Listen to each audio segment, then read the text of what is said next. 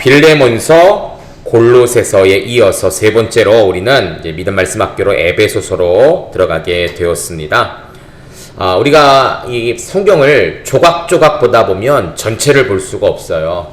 여러분 에베소서 혹은 골로새서 또 여러분 잘 알고 있는 빌립보서 이 성경들을 보면 여러분 잘 알고 있는 대표적인 말씀들이 있죠. 그쵸? 뭐 기쁨에 관한 말씀, 소망에 관한 말씀, 하늘을 쳐다보라, 뭐 여러 가지 모든 성경은 하나님의 감동으로 되었다, 뭐 디모데전서 같은 말씀들을 보면은 조각조각 그런 훌륭한 또 우리에게 좀 도전을 주는 위로가 되는 말씀이 있긴 한데 그렇게 성경을 보는 것도 좋지만 더 좋은 것은 성경을 통으로 보는 것이 좋습니다.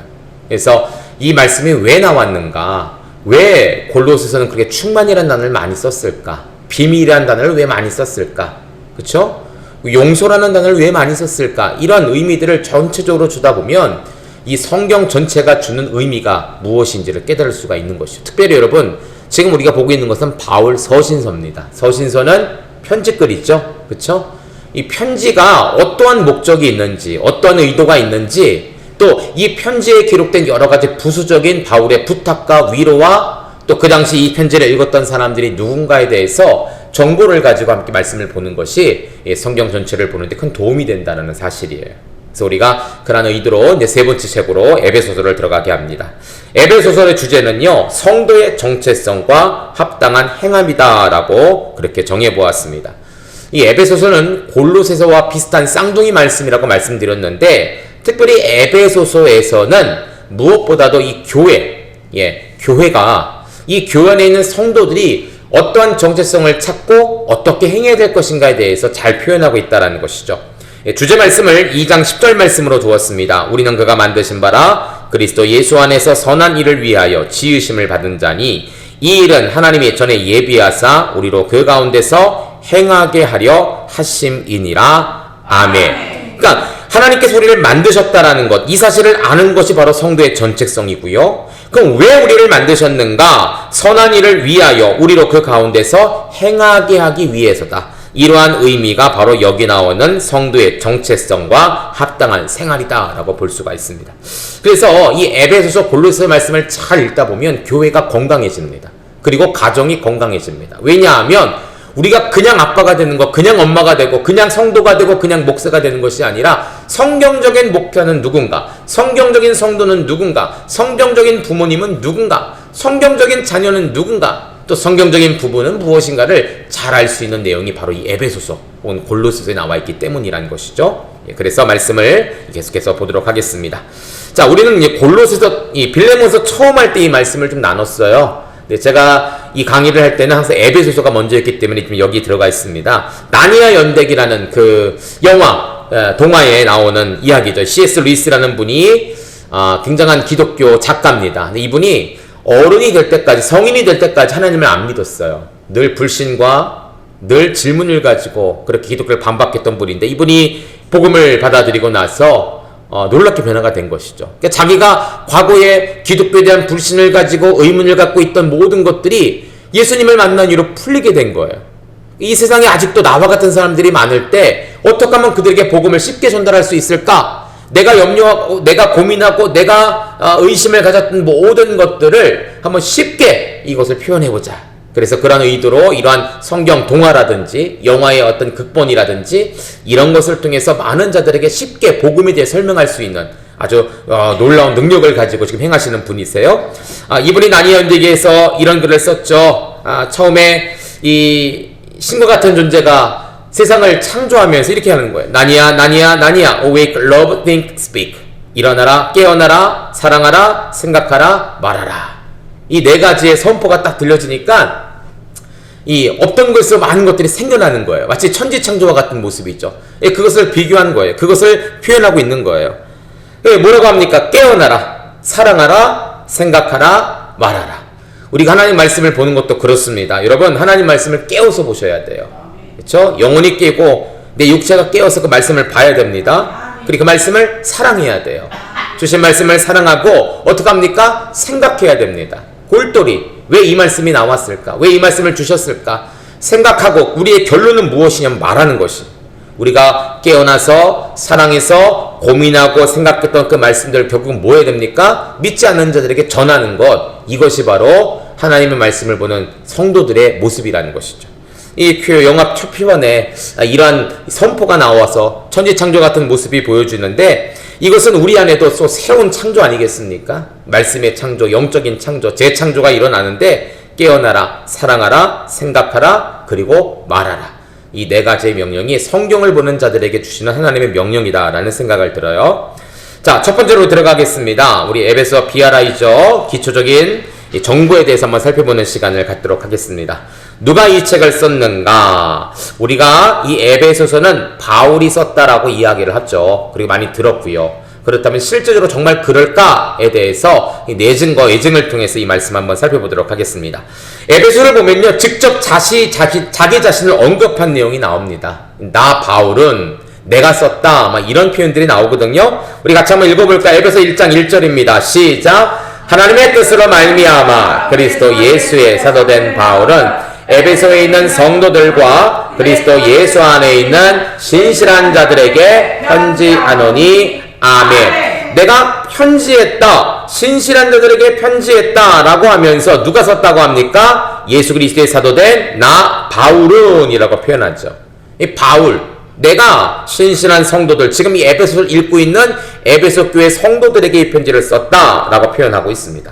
또 3장 1절 말씀 같이 읽어볼까요? 3장 1절입니다. 시작. 이러므로 그리스도 예수의 일로 너희 이방인을 위하여 갇힌 자 된 나 바울이 말하거니와 아멘. 내가 그래서 이것을 기록해서 너에게 편지를 보내는 자는 누구냐면 지금 갇힌 자 중에 있는 나 바울이다 라고 표현하고 있는 것이죠.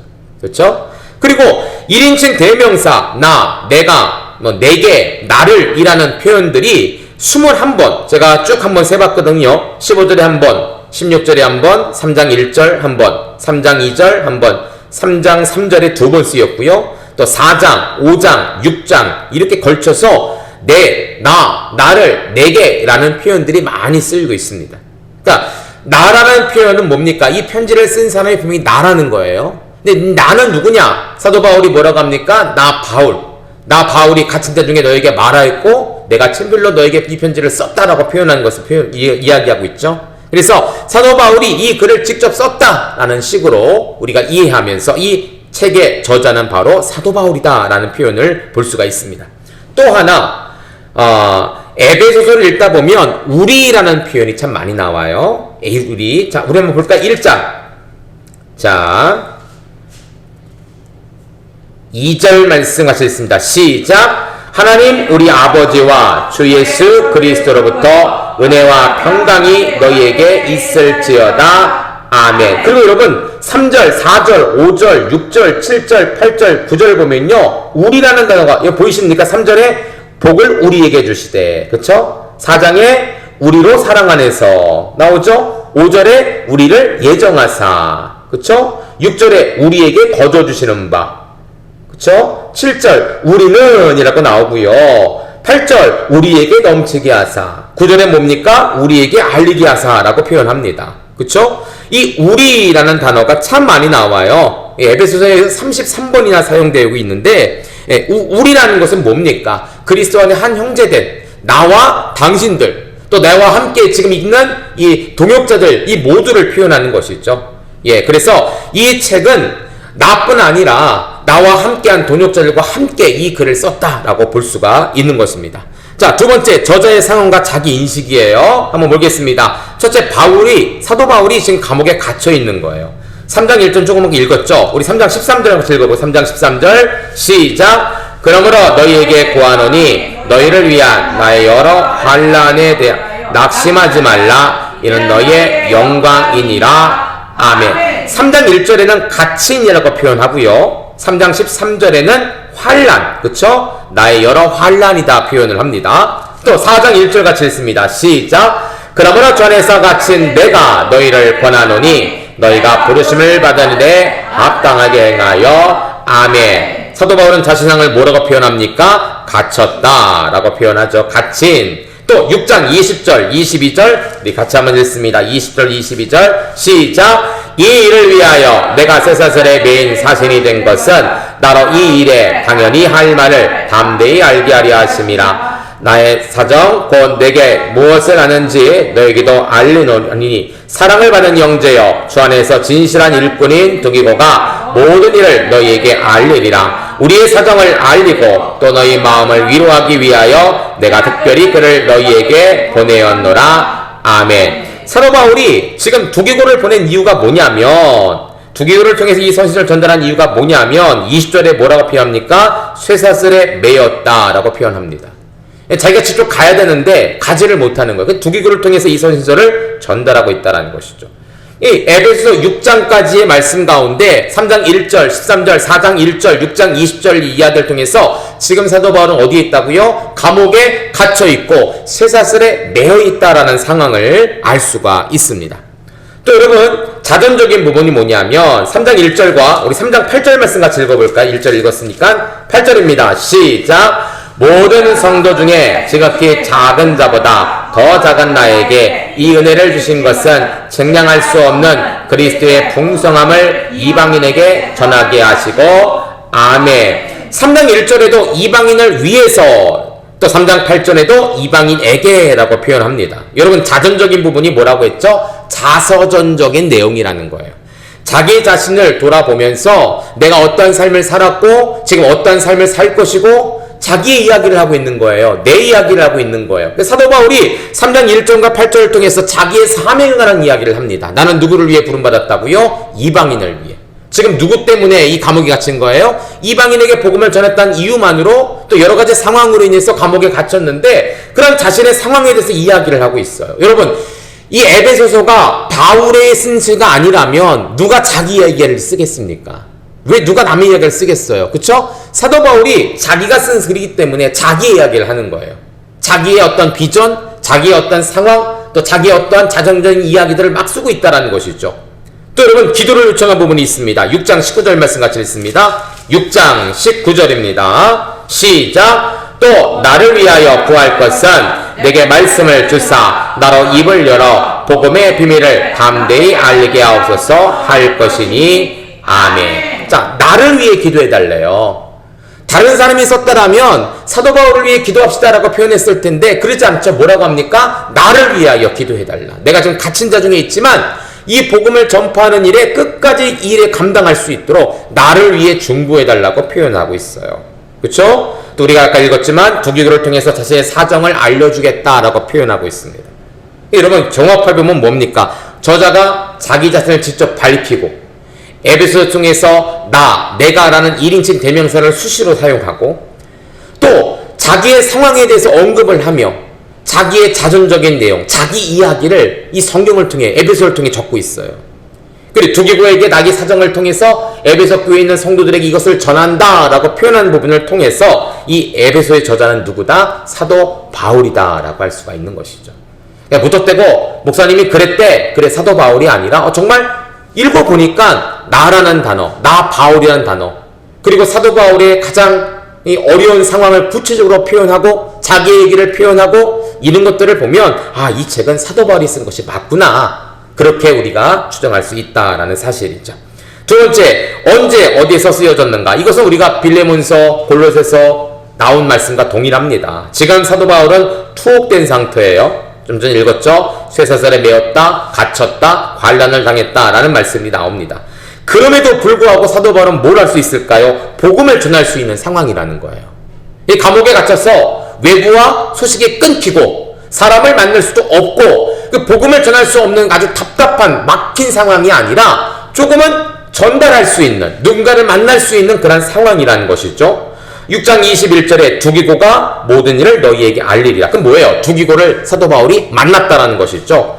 내가 특별히 그를 너희에게 보냈다. 감옥 안에 있지만 누군가를 파송할 수 있는 상황이라는 거예요. 그럼 여러분 어떤 이야기를 할 수 있을까요? 사도 바울은 지금 감옥에 투옥되어 있지만 어느 정도 사람을 대면하거나 서신서를 전달할 수 있는 자유가 있었다라는 사실이에요.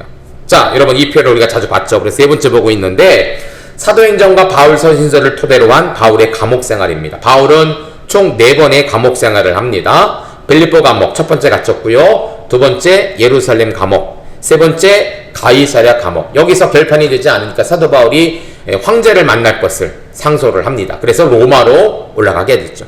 그래서 로마에서 두 번의 감옥을 하죠. 첫 번째 로마 1투옥에서는 풀려났지만 로마 2투옥, 두 번째 로마 투옥에서는 결국 나오지 못하고 거기서 순교를 했습니다.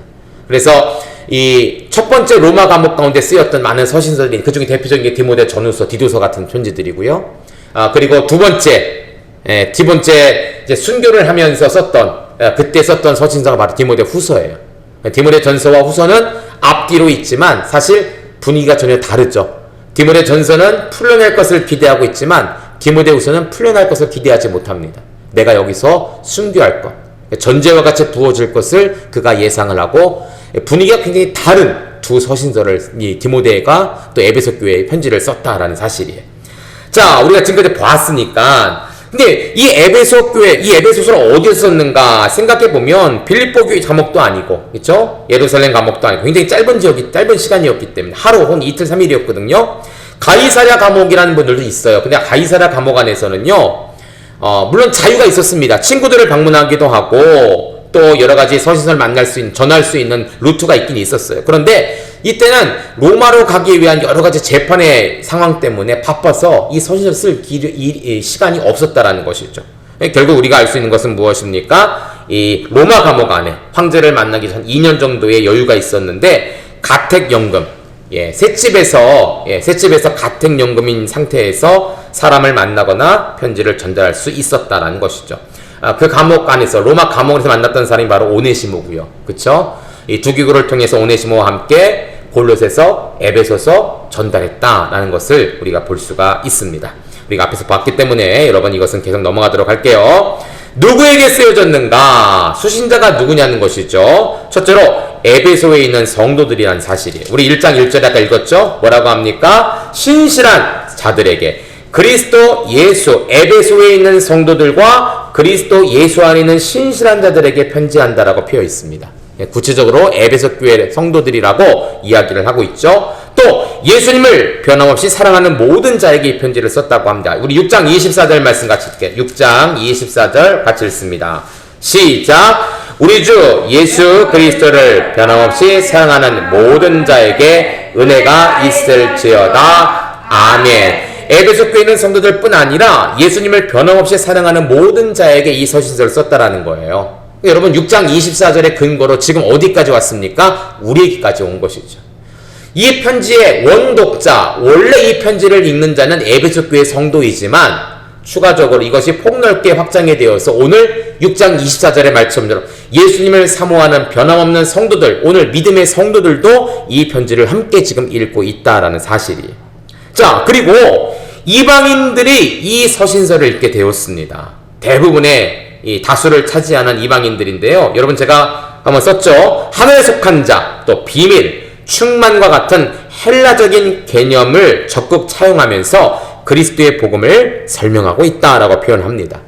골로새 때 제가 말씀을 드렸어요. 하늘에 속한 자, 비밀, 충만이라는 것이 사실은 영지주의자들, 우주적 이원론에 빠진 자들이 썼던 단어들이거든요. 근데 이런 사람들이 비밀, 충만, 이것을 추구하고 이것을 사모하고 이것을 얻으려고 아무리 애쓰지만 얻지를 못하는 거예요. 답을 못 찾는 거예요. 그래서 그들이 비밀이라는 단어, 뭐라고 합니까? 미스테리온. 이 미스테리에서 나온 단어가 뭐냐면 미스테리예요. 미스테리.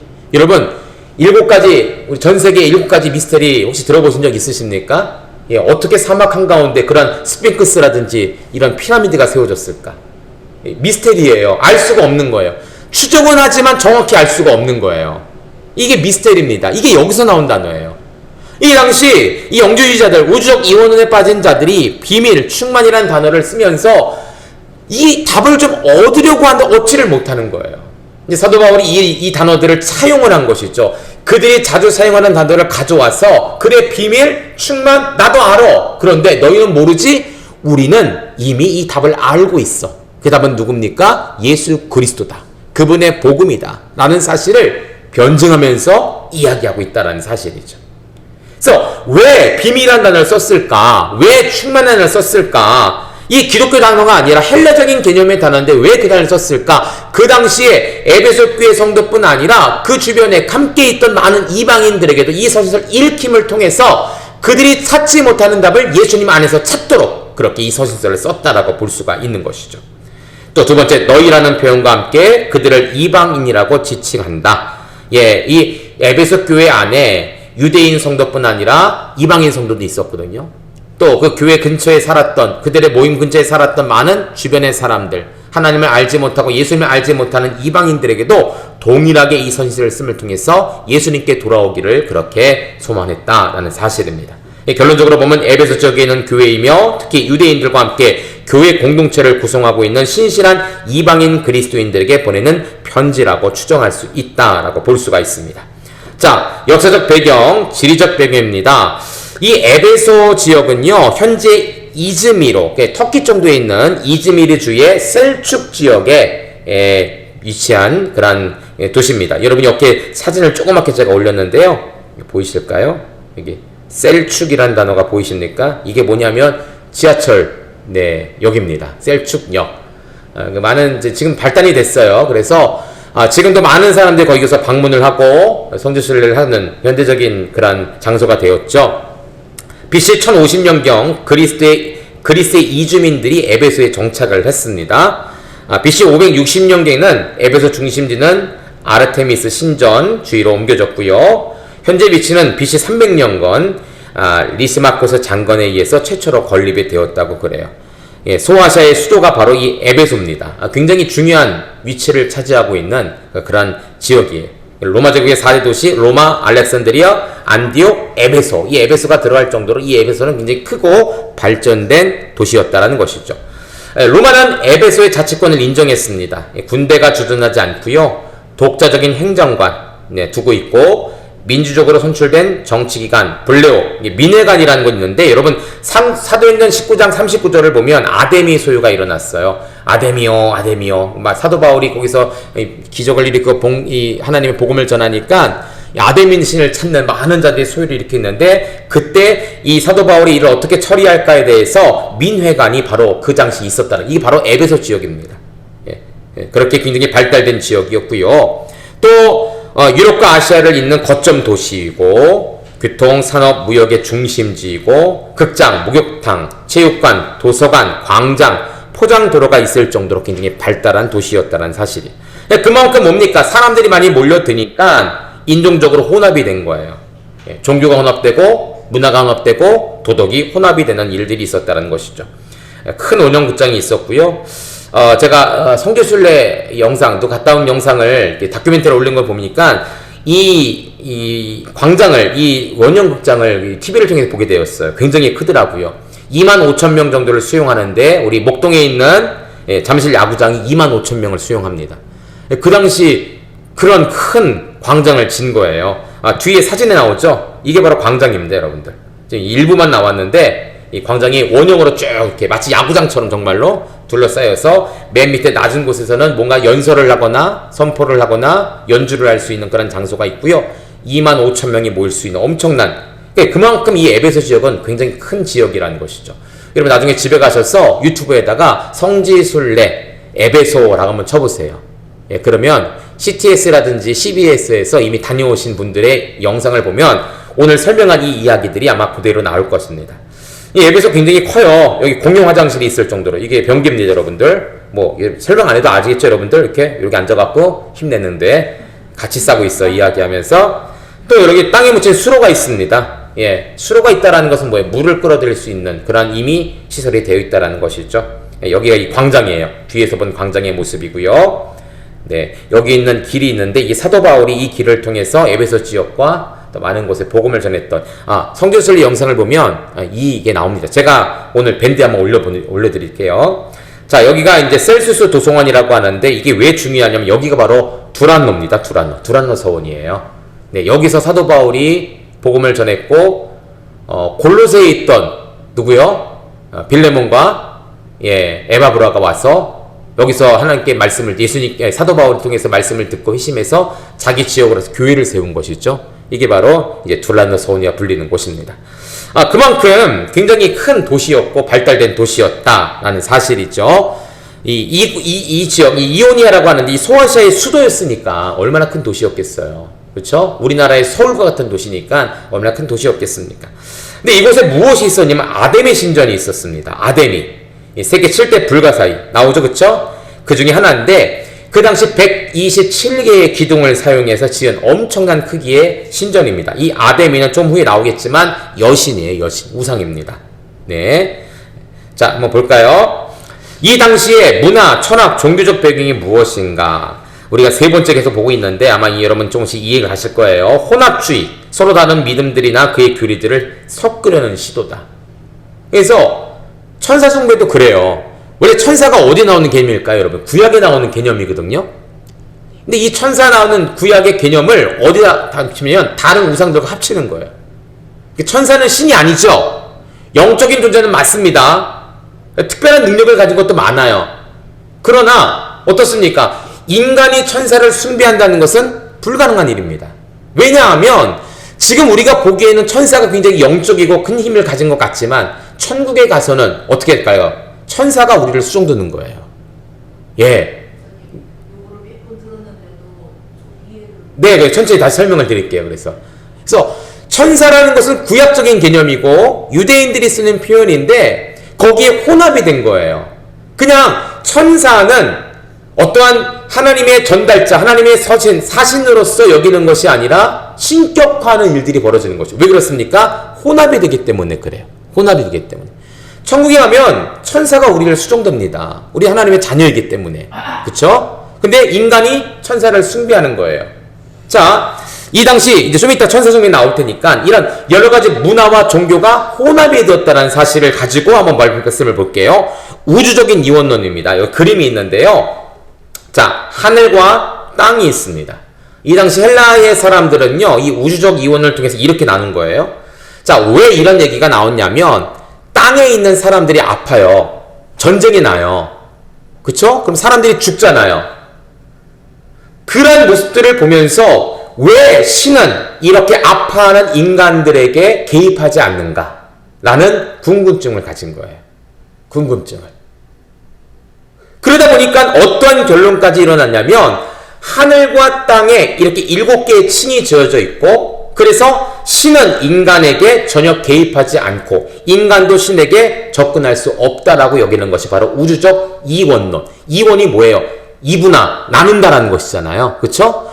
온 세계 우주를 둘로 나눠서 하늘에 있는 신과 땅에 있는 우리가 굉장히 다른 존재다. 하늘은 거룩하고 땅은 굉장히 더러운 존재다. 이 땅에 여러 가지 사람들의 아픔과 고통이 있지만 신은 인간에게 개입하지 않는다. 인간도 역시 신에게 다가갈 수 없다라고 이분화해서 나눈 것이 바로 우주적 이원론입니다. 그래서 이 7개 층 가운데는 아주 신비한 영들이 가득 차 있다라고 생각을 하는 거예요. 이게 충만입니다. 그들이 생각하는 충만. 하늘과 우리의 7개의 층이 있는데 그 층마다 충만한 어떤 신비한 영들, 아주 강력한 영들이 다 가득 차 있어서 우리가 하늘로 가고 싶지만 어때요? 그 영들이 우리를 차단시켜버리는 거예요. 못 간다고 여기는 거예요. 못 간다고. 여러분, 기독교는 반대죠? 하나님이 우리 인간 사회에 관심이 없는가? 아니에요. 관심이 굉장히 많으십니다. 하나님이 인간들의 아픔을 그냥 놔두는가? 아니에요. 인간들을 살리기 위해 누구를 보내셨습니까? 예수 그리스도를 보내셨다라는 것이죠.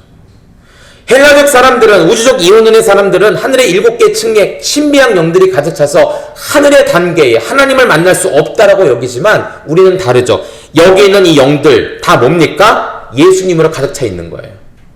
교회가 충만. 우리 1장에도 읽었잖아요. 그렇죠? 만물의 충만이 바로 교회인데 교회의 머리는 누구십니까? 예수 그리스도예요. 그래서 누구든지 교회 안에 예수 그리스도 안에 있는 자들은 어떻습니까? 이러한 충만함을 통해서 하나님을 만날 수 있고 하나님을 아버지라 부를 수 있고 하나님의 아들, 딸이 될 수 있는 거예요. 사도 바울은 이 우주적 이원론을 복음을 통해서 그들의 단어를 차용해서 아주 쉽게 설명하면서 너희는 잘못되었다라고 표현을 하는 것이죠. 이게 바로 영지주의입니다. 영지주의. 이 당시 굉장히 컸던 이단 중에 하나죠. 우리가 정반대예요. 자, 볼게요. 우리가 한 번 더 보겠습니다. 골로새서 1장 19절에는 아버지께서 모든 충만으로 예수 안에 거하게 하시고, 우주적 이원론에 가진 자들도요, 예수를 인정합니다. 근데 어떻게 인정하냐면, 어떠한 신비스러운 영에서 떨어져 나온 한 영으로 이야기를 하는 거예요. 제가 골로새 때 한번 설명한 것 같은데, 자, 아주 큰 우주적인 신비가 있다면, 거기서 일부 떨어져 나온 게 바로 예수님이에요. 이 땅에 오셔서 선한 일을 많이 하시고, 또 좋은 선포도 많이 하시고, 그러나 예수님도 어디에 속해 있습니까? 하늘의 충만한 가운데 속해 있다라고 하는 것이죠. 근데 바울은 그게 아니라는 거예요. 골로새 에베소 말씀을 통해서 뭐냐면, 예수님 안에 세상의 충만이 있다는 거예요. 세상의 충만에서 떨어져 나온 것이 예수가 아니라, 예수님의 안에서, 온 우주 만물의 예수님 안에서 세상의 충만이 자리 잡고 있다는 것이죠. 이건 뒤집어 버리는 거예요. 이게 바로 우주적 이원을 편집하는 이야기죠. 그래서 아버지께서 충만으로 예수 안에 거하게 하신다. 모든 충만, 우리가 생각하는 상상할 수 없는 가장 큰 넓은 충만이 있다 할지라도 결국 그것은 뭡니까? 예수 안에 있다라는 거예요. 예수 안에. 에베소 3장 8절 보니까 모든 성도 중에 즉히 작은 자보다 더 작은 나에게 은혜를 주신 것은 측량할 수 없는 그리스도의 풍성을 이방인에게 전하게 하시고. 자, 우주적 이원론자들은 하나님께 나아갈 수 없다고 합니다. 나아갈 수 있는 방법이 있긴 있어요. 그게 뭐냐면 금욕이에요. 자신의 몸을 학대를 하는 것이죠. 자해를 하는 거예요. 금욕을 하는 거예요. 몸을 괴롭히는 거예요. 이러면 내가 신의 단계에 이르지 않을까라는 생각을 갖고 있는 것이죠. 또 천사를 숭배합니다. 인간이 하나님을 직접 예배할 수 없기 때문에 그 중간 단계에 있는 어떤 신비스러운 영, 그 천사죠. 천사에게 내가 제사를 드리면 나의 예배가 하나님께 올라갈까? 잘못된 사상, 혼합주의 사상을 통해서 그렇게 천사를 숭배한 일들이 일어났어요. 유대인들은 어떻습니까? 율법을 지키는 것, 그렇죠? 목숨을 보고 율법을 지키고 할례를 받고 그래야 내가 하나님 나라에 갈 수 있다라고 생각을 하는 거예요. 사도 바울은 그게 아니라는 것이죠. 오직 뭡니까? 예수님을 믿는 믿음이에요. 이 믿음 안에 있으면 세상의 충만도, 세상의 율법도 다 어디 안에 있는 것입니까? 예수 안에 있다라는 사실이에요. 예수 안에. 그래서 우리가 예수님의 충만함, 지극히 작은 나와 같은 자에게도 그 은혜를 주셨는데 왜 너희라고 얻지 못하느냐는 것이죠. 예수님을 믿어야 된다라는, 예수님께 와야 된다라는. 마틴 루터는 뭐라고 합니까? 그리스도의 풍성함을 아무도 물을 퍼내어도 고갈되지 않는 샘으로 비유하고 있다. 찔끔찔끔 소수의 몇 사람에게 주는 것이 아니라 지극히 작은 나까지도 풍성히 부어주시는 주님의 은혜가 바로 교회와 예수님 안에 있다라는 사실을 이야기하고 있는 것이죠. 또 여러분, 자연적인 영들, 여기 자연적이라는 것이 뭐라고 했죠? 기초, 세상의 초등이라고 얘기했는데, 이 초등학문은 작은, 어린, 아주 낮은 지식을 요구하는 것이 아니라 세상의 기본적인 영들, 뭡니까? 물, 자연, 공기, 돌, 이런 것들을 섬기는 거, 그쵸? 이게 자연적인 영들이에요. 우리나라에도 그런 게 있죠. 그쵸? 샤머니즘, 토테미즘, 애니미즘, 여러 가지가 있어요. 그쵸? 동물을 섬기거나, 나무를 섬기거나, 이런 것들이 다 바로 이런 자연적인 영들을 섬기는 모습. 금욕주의, 천사적인 예배의 환상적인 경험과 참여를 위한 준비 수단으로 여겼다. 내가 천사를 통해서 예배를 드리려면 그 전에 내가 무엇을 해야 될까? 내 몸을 금욕을 해야 돼. 자해를 하거나, 음식을 먹지 않거나, 아주 힘들게 몸을 괴롭게 하는 일들. 그러면 어떻습니까? 천사의 예배를 내가 드릴 수 있다. 천사의 예배를 내가 경험할 수 있다. 왜냐하면 이 당시 땅이라는 것, 육체라는 것은 굉장히 악하다고 봤기 때문에 그래. 나의 몸의 이 악함, 나의 몸뚱아리가 악한데 이것을 금욕을 하면서, 자해를 하면서 내가 성결하게 된다. 그러면 내가 천사 예배를 통해서 어떤 신비한 엑스타시를 경험할 수 있다. 신비한 경험할 수 있다라고 여기는 것이 바로 이 당시의 금욕주의였습니다. 예. 그리고 제일 중요한 바로 아데미 신이죠. 여러분, 혼합주의의 대표적인 게 바로 아데미 여신입니다. 이 여신은요, 사실 소아시아의 여신 키벨레라는 신과 그리스의 여신 디아나라는 신을 합쳐놓은 거예요. 이게 원래 이 아데미라는 신이 있던 게 아니라, 여기 보니까 소아시아의 여신 키벨레가 좋아 보이고 그리스의 여신 디아나가 더 좋아 보이는 거예요. 이 장점을 가지고 서로 합해서 새로운 신을 만들어냈습니다. 그게 뭐예요? 아데미예요. 여러분, 여기 앞에 있는 여러 가지 동그란 부분이요, 이 유방입니다. 유방. 예, 여자의 유방이에요. 그만큼 아데미는 다산의 신이고 축복의 신이에요. 아이가 엄마의 젖을 먹고 자라는 것처럼 이 수많은 유방들을 통해서 내가 너희에게 수많은 복을 주겠다라는 사실을 만들어낸 것이 바로 이 아담입니다. 여러분 생각해 보세요. 좋은 것과 좋은 것을 합해서 좋은 신을 만들었다면 어떨 수 있을까요? 신의 부분에서 뭔가를 빼낼 수도 있는 것이죠. 그렇죠? 뭔가를 합해서 좋은 신을 만들 수 있다면 내가 믿는 신에서 안 좋은 것은 빼낼 수도 있는 거예요. 이게 혼합주의예요. 좋은 것은 더하고 나쁜 것은 빼내고. 여러분, 신이라는 존재가 뭐예요? 우리 인간이 절대로 범접할 수 없는 존재입니다. 그렇죠? 절대로 인간이 어떤 신에 대한 속성에 대해서 거절을 하거나 어떤 편집을 할 수가 없는 거예요. 그러나 이 당시 혼합주의는요, 혼합, 짬뽕이잖아요. 합하는 거죠. 더하기도 하고 빼기도 하면서 스스로의 신을 만들어내었다는 것이죠. 이게 혼합주의입니다. 그래서 나온 신이 바로 이 아담이에요. 여러분, 여기 아담이 신전이 있는데요. 지금 아담이 신전은 없습니다. 터만 남아있고요. 여러분, 여기 기둥 보이십니까? 네. 기둥. 이 기둥 몇 가지만 남아있어요. 저도 성지순례 영상을 보니까 아담이 신전이래요. 그때 이 기둥이 한 절반 정도 세워져 있고 또 다 누워있고 몇 가지만. 근데 이거 신전 같지 않은데 여러 전쟁을 통해서 이미 다 사라져버렸다고 하더라고요. 근데 거기에 있는 기둥들이 아직은 남아있어요. 이 아담의 여신은 누구냐면 사냥의 여신, 달의 여신, 에베소 지역의 수호신입니다. 아까 말한 것처럼 어머니 신으로서 다산과 풍요와 복을 준다라고 믿고 있죠. 제우스와 여신 레토 사이에 떼어난 탈. 그러니 이 헬라 지역의 헬라 신, 이게 그리스 로마 신화이잖아요. 그쵸? 이 제우스가 얼마나 큰 신이니까 그들 입장에서는 그 딸로서 여기니까 얼마나 효용이 있냐, 신성이 있냐라고 봤겠죠. 그래서 출산과 토지에 비옥함을 주는 처녀신이다라고 보가 있습니다. 이 아담이가 또 어디에 나오냐면 여러분 사도행전 19장에 나옵니다. 사도행전 19장. 이 아담이 소유를 일으켰던 장본인인데 데메드리오라는 사람이요. 이 성경 보니까 이 은으로 은장색이라고 하죠. 은장색. 이 아담이 신을 만들면 그 겉에 은으로 장식을 하는, 은으로 도금을 하는 사람이에요. 이 데메드리오가 이 신상을 만들고 있는데 사도 바울이 사람의 손으로 만든 우상은 결국 신이 될 수 없다라고 가르치자 그럼 어때요? 사람들이 그 말에 동의를 하면 내가 신상을 만들어 팔아야 되는데 신상을 못 팔잖아요. 그래서 사도 바울을 이 감옥에 보내기 위해서 사람들을 막 이렇게 모았습니다.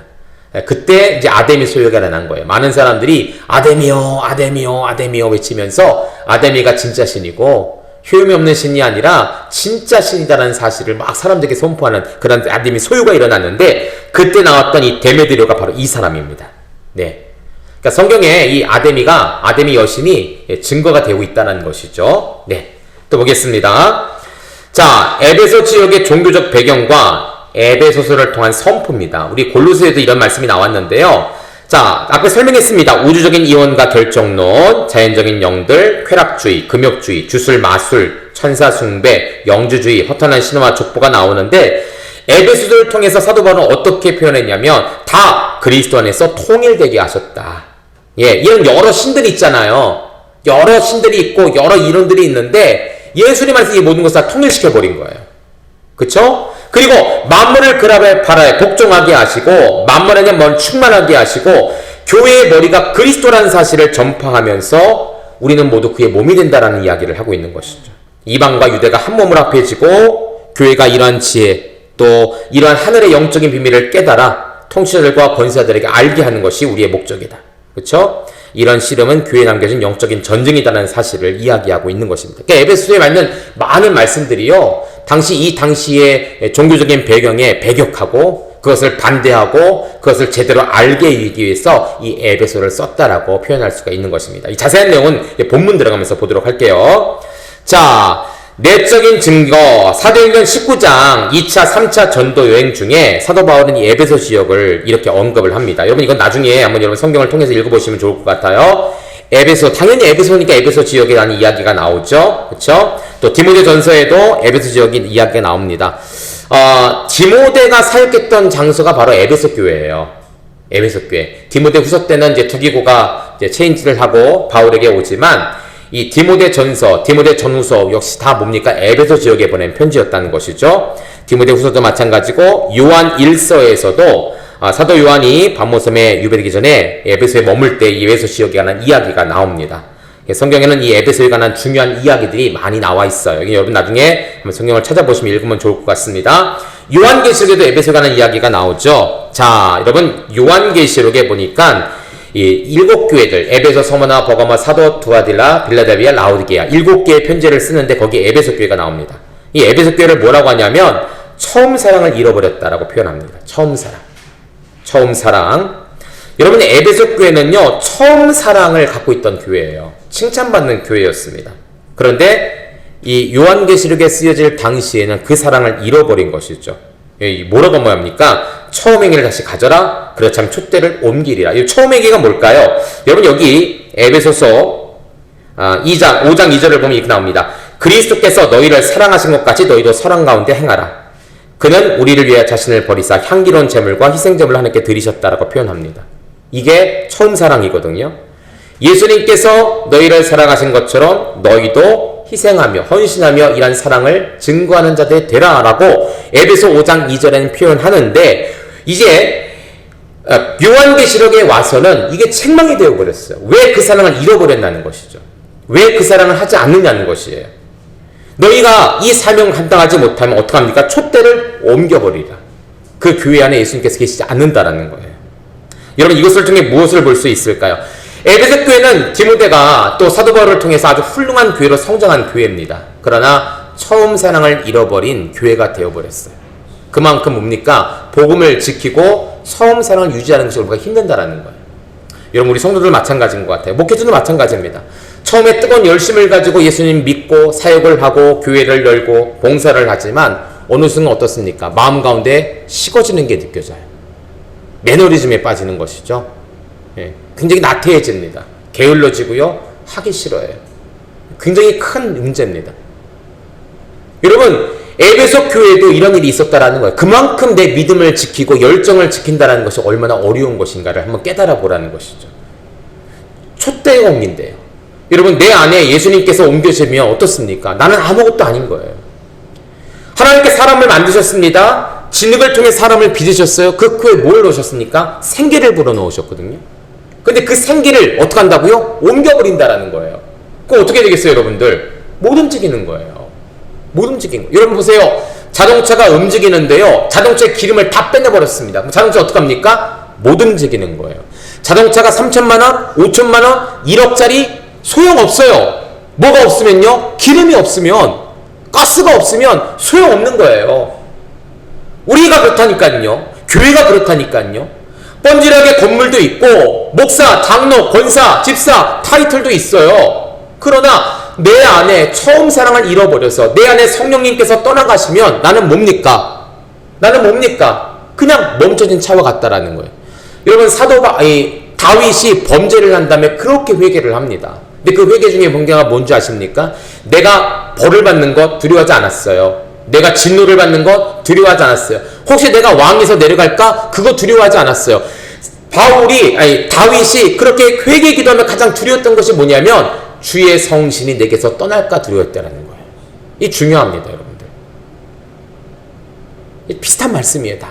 다윗도 그랬고 바울도 그랬고 오늘 사도 요한도 요한계시록을 통해서 에베소 교회를 통해서 촛대를 옮기신다. 이게 얼마나 무서운 일인가.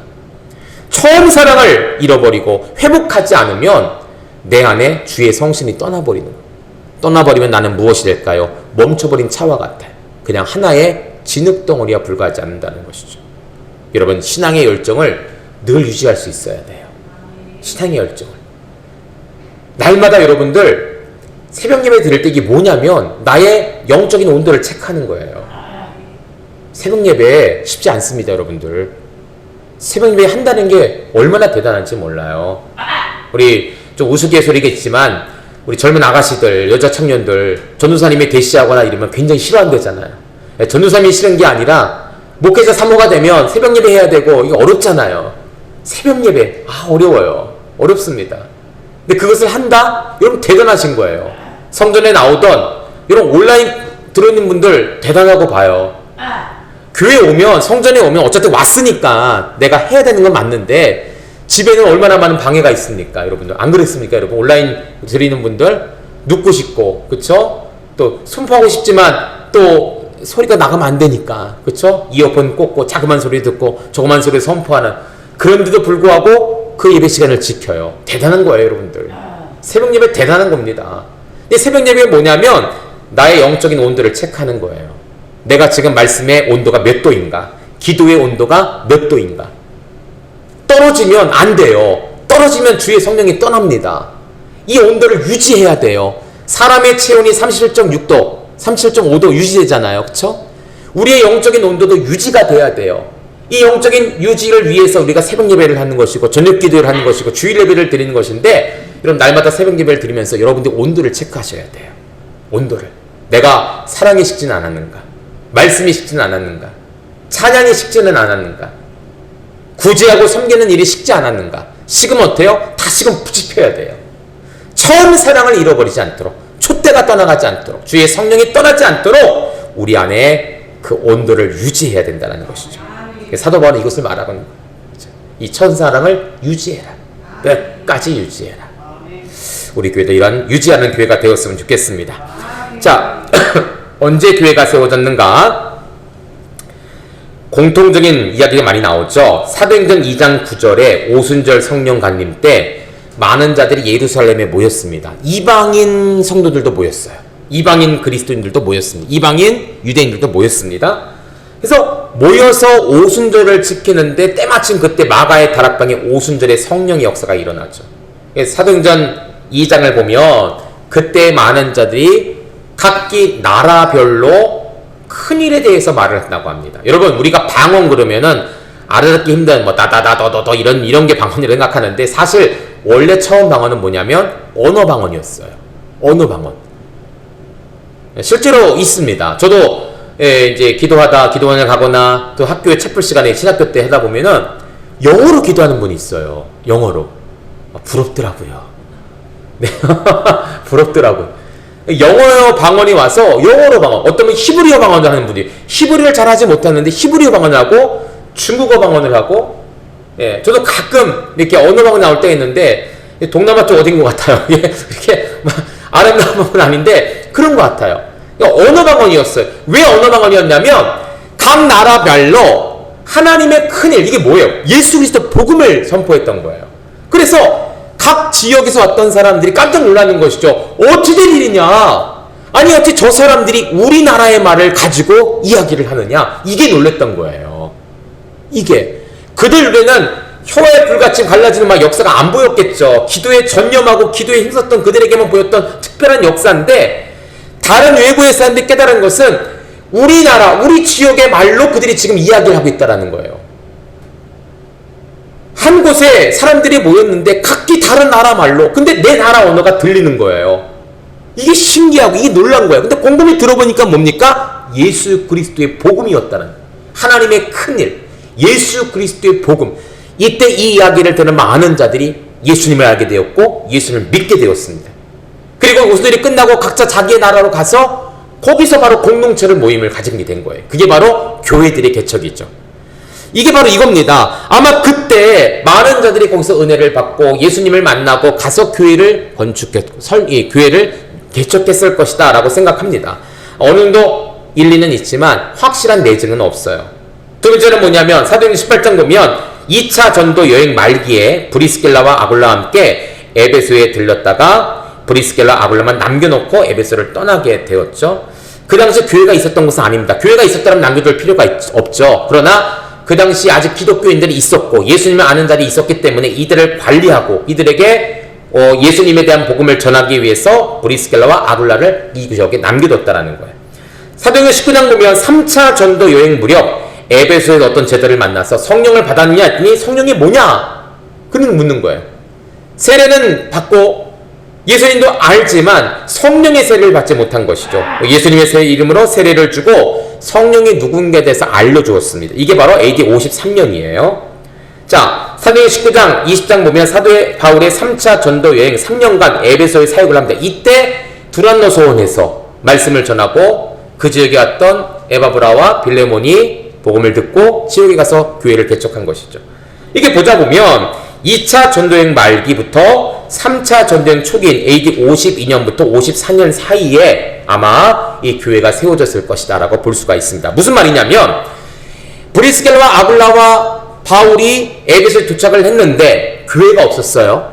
그 당시가 AD 52년입니다. 교회가 없었어요. 근데 기독교인들은 있었어요. 공동체가 있었어요. 그래서 그들에게 복음을 잘 가르치기 위해 브리스길라와 아굴라 부부를 남겨두게 되었죠. 그렇죠?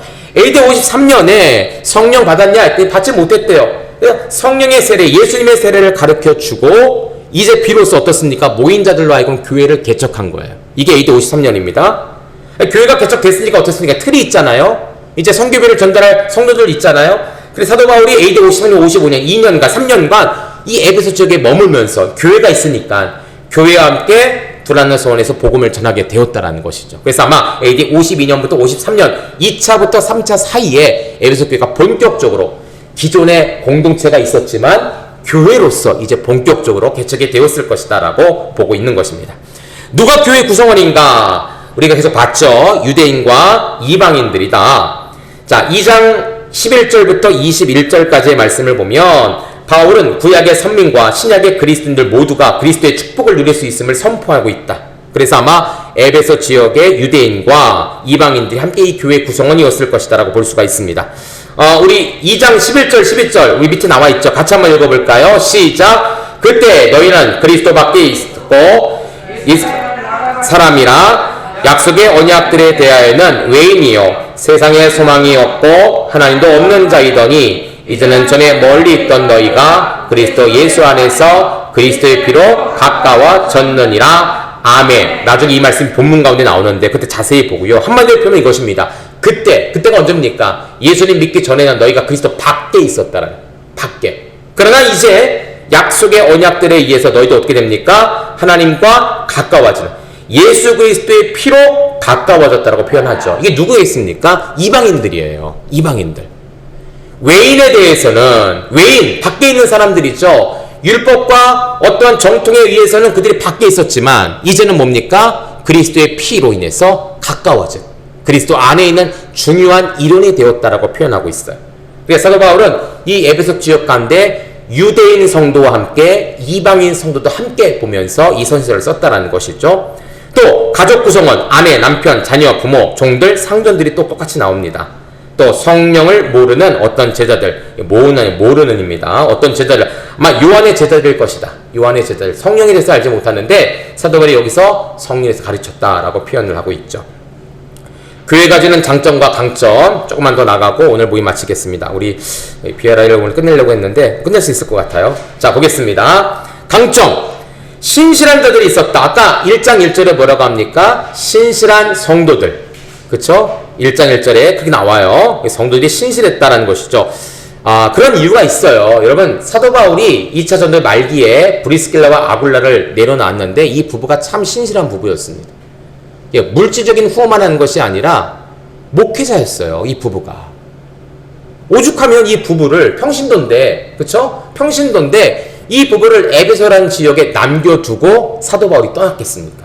그만큼 믿음직스럽고 신뢰할만 했고 또 성경적으로 잘 알았던 자이고 영적으로 충만한 자였던 이러한 자가 있었기 때문에 이러한 부부가 있었기 때문에 에베소 지역은 신실한 믿음을 갖게 되었죠. 나중엔 또 누가 갔습니까? 그 지역에 사도 바울의 영적인 아들인 디모데가 갔어요.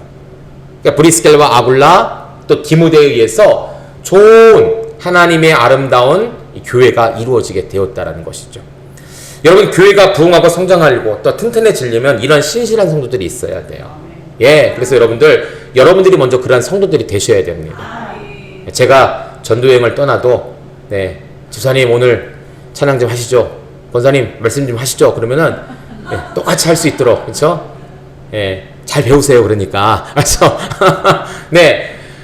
침례교는 좀 재미나요. 조금 틀립니다. 평신도가 설교를 할 수 있는 권한이 있어요. 평신도가. 그래서 설교를 하다가 목사님이 되는 경우도 많이 있습니다. 강단권을 평신도에게 아무나 주는 건 아니지만 그래도 목회자가 인정한 평신도는 설교를 할 수 있는 그런 것이 있어요. 여러분, 평신도가 살아야 됩니다. 여러분들이 목회자 같은 위치, 목회자 같은 사명이 있어야 돼요. 그래서 설교하라, 설교시킨다 그런 게 아니라 내가 누구를 만나든 간에 신실한 성도로서 교회를 일으키고 성도를 구원에 이르게 하는 일들이 이렇게 됩니다. 그렇죠? 이제 신실한 성도가 있었다.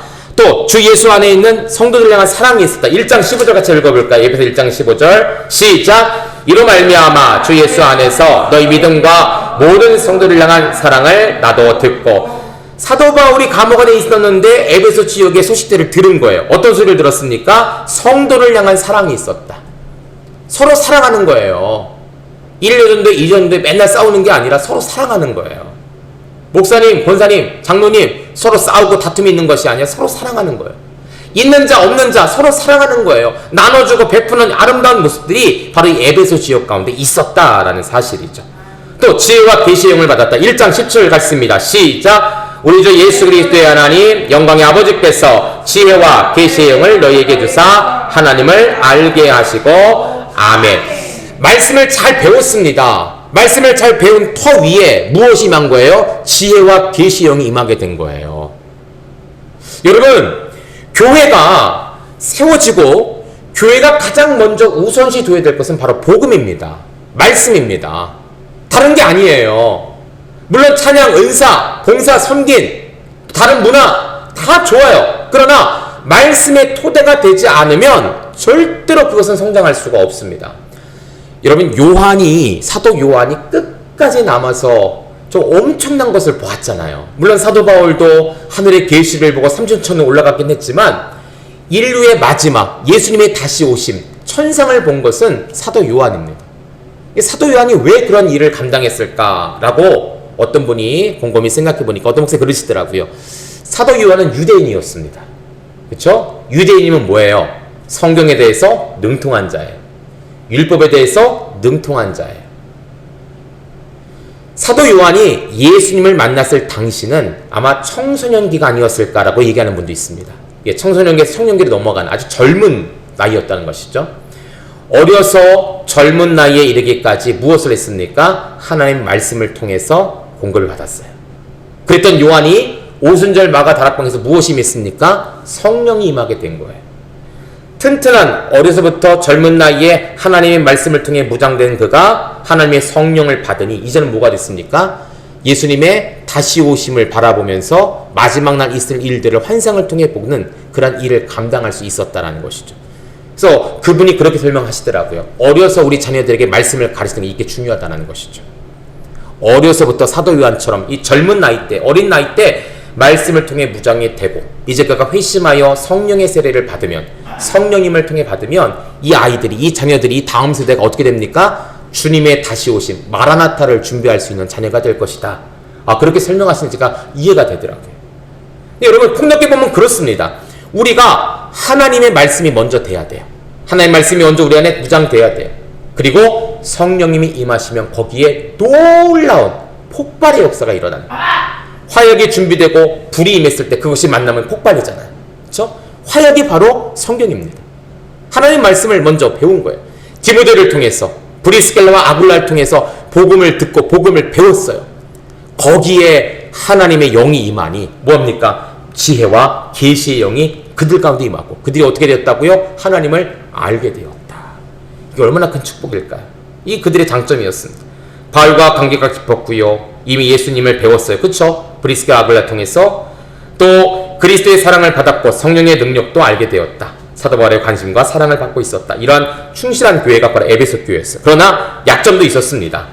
유대인과 이방인의 불일치 아무래도 있죠. 서로 간에 다툼이 있습니다. 그렇죠? 알력이 있습니다. 또 사람의 속임수와 간사한 유혹, 온갖 교훈의 풍조가 영향을 미치고 있었고요. 썩어져가는 구습을 쫓아가는 과거의 모습들이 교회 안에 있었다고 합니다. 특별히 유대주의 빠진 자, 율법주의 빠진 자들. 이제 예수님을 통해서 새로운 새 복음, 그렇죠? 새 영적인 비밀을 깨달았는데 그들은 보기에는 아직도 부족하다고 여기는 거예요. 그래서 다시 과거로 돌아가서 뭐합니까? 율법의 손을 대고 있는 것이죠. 할례의 손을 대고 있는 거예요. 할례. 이런 모습들이 있었습니다. 이기적인 생활의 모습들이 있었어요. 음행, 더러운 것, 누추함, 어리석은 말, 희롱의 말, 음행하는 더러운, 우리 태필링부터 자주 선포했던 말씀이죠. 이기적인 삶의 영향을 받고 있었고요. 헛된 말로 속이는 자들이 있었고 말하기도 부끄러운 은밀히 행하는 음란과 같은 일들이 있었습니다. 네, 술 취함이 있었다. 술 취하지 말라 그러죠. 술 취함이 있었다. 이런 약점들이 에베소 교회 가운데 있었다. 여러분, 강점만 있는 교회가 어디 있겠습니까? 약점도 있어요. 이 약점을 위해서 사도 바울이 편지를 쓴 거 아니겠습니까? 여기서 돌아서라고. 여러분, 뒤에 보면은 디모데 전서와 디모데 후서에 나와 있는 에베소에 관한 이야기가 나와요. 전에도 한번 봤고 나중에 더 보겠지만 한번 참고적으로 보시면 이때도 이 말씀에도 에베소 교회가 이런 강점과 이러한 약점들을 노출하고 있었구나 라는 것을 볼 수가 있습니다. 자, 마지막입니다. 거의 어떤 형식인가? 서신서입니다. 사도 바울이 편지했다라고 쓰고 있죠. 서신서의 양식은 항상 이렇습니다. 발신인, 수신인, 인사, 축복, 기도와 감사, 본문, 끝인사, 사도 바울의 축도로 모든 서신서가 기록되어 있습니다. 그런데 여러분, 여기 기도와 감사가 빠진 서신서도 있어요. 갈라디아서 같은 경우가 그렇거든요. 왜냐하면 그 교회 문제가 너무 급박한 나머지 바로 본론으로 들어가는 서신서도 있다라는 것입니다. 나중에 우리가 한번 살펴보도록 하겠습니다. 자, 이제 마지막입니다. 전체적으로 통해볼게요. 자, 이 책의 중심 내용은 무엇인가? 우리 두 가지 같이 한번 읽어볼까요? 시작! 성도의 정체성과 합당한 행함. 그리스도 예수의 몸으로서 유대인과 이방인의 하나됨. 자, 앞에 제가 말씀드렸습니다. 우주적 이원론, 천사 숭배, 많은 잡다한 교리들이 있는데 사도 바울은 이것을 어떻게 했다고요? 예수님 안에서 통일되게 하셨다라는 거예요. 통일되게. 이 통일은 어떤 의미냐면 합산하는 뜻입니다. 합산. 여러 계산의 방법들이, 여러 계산의 소스들이 막 있는데 사도 바울은 그것을 하나로 합산했습니다. 뭐예요? 예수님 안에서 합산을 해버린 거예요. 예수님 안에서. 그러니 교회 안에서도 이방인이냐 아니냐, 율법주의냐 아니냐, 이걸 뭐예요? 하나로 통일되게 하는 것. 교회의 하나됨을 위해 이 서신서를 썼다라는 것이죠. 성도의 정체성을 알고 합당히 행하는 모습이 무엇인가, 이것을 알기 위해 이 서신서를 썼다라는 것이죠. 이 책을 쓴 이유는 무엇인가? 우리 1번, 2번 같이 읽습니다. 시작! 그리스도의 정체성을 알도록, 즉 자신이 누구이며 예수 안에서 가지고 있는 축복, 부유함을 명확히 알도록 하기 위해, 그리스도 안에서 합당한 삶을 살도록 하기 위해 유대인과 이방인의 일치, 말, 행위, 가족, 혼합주의, 우주적 이원론, 아데미 숭배 및 거짓 교훈과의 영적 전쟁 등. 자, 이러한 합당한 삶, 이 영적 싸움에서 이기고 말과 행위, 가족에게 어떻게 행할 것인가, 이방인과 유대인들의 어떤 합치가 이루어질 것인가, 이것을 깨닫고 이러한 삶을 살도록 이 서신서를 썼다라고 그렇게 표현할 수가 있습니다. 네, 앞에 골로새에 많이 중복되는 부분이 있어서 빨리빨리 넘어간 것도 있고요. 우리 에베소는 전체적으로 이런 정보가 있다라는 사실을 가지고 다음 주부터 이제 본문으로 진행해 보도록 하겠습니다. 자, 우리 함께 좀 기도해 볼까요? 아까 나온 말씀 중에 하나 있죠. 네, 처음 사랑에 대해서 우리 같이 한번 좀 말씀을 보고 한번 우리가 기도하는 시간을 가졌으면 좋겠습니다. 성경을 왜 배워야 될까? 또 왜 들어야 될까? 저는 그렇게 생각합니다. 이 첫사랑을 유지하기 위해서다. 그쵸? 아무것도 안 하면 잊어버려요. 여러분들 혹시 곱셈 공식 기억하십니까? 장 집사님 예전에 배웠던 곱셈 공식 장집사님 기억하십니까 혹시? 곱셈도 공식이 있어요. 인수분해 기억 못합니다.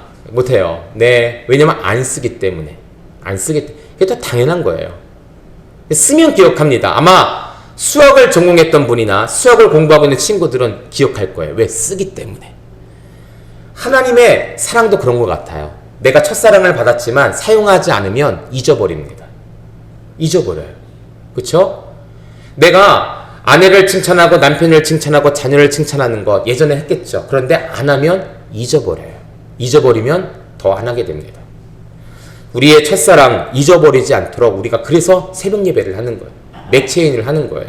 주일 예배를 드리고 오늘 이렇게 특별히 시간을 떼어서 성경을 배우는 것입니다. 배우고 들으면 잊어버리지 않아요.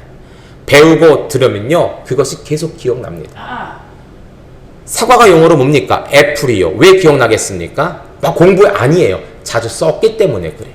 책상이 영어로 뭡니까? 데스크요. 왜 기억합니까? 많이 썼기 때문에 그래.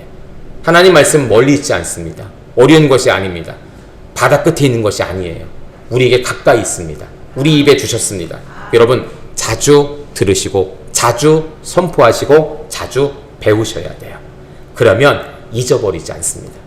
우리 믿음교회가 이제 10년이 넘어가고 있는 11년, 12년차가 되는데 이 첫사랑 잊어버리지 않았으면 좋겠어요. 이건 교회 크고 작은 이런 문제가 아니라 성도들이 얼마가 모이던 간에 여러분 마음 가운데 그 순수한 첫사랑을 잊어버리지 않는다면 끝내는 좋은 열매를 맺을 것입니다. 선한 열매를 맺을 것입니다. 첫사랑 잊어버리지 않도록 하나님 저 자신을 날마다 체크하고 새벽마다 저 자신의 영적인 온도를 체크하셔서 낮은 온도가 되지 않도록 끌어올릴 수 있도록 임계점 100도가 되어 불을 끊는 것처럼 1도도 부족하지 않도록 늘 우리 안에 이 영적인 온도가 유지될 수 있도록 나를 도와주시옵소서. 이렇게 기도하는 이 시간이 좀 되었으면 좋겠습니다.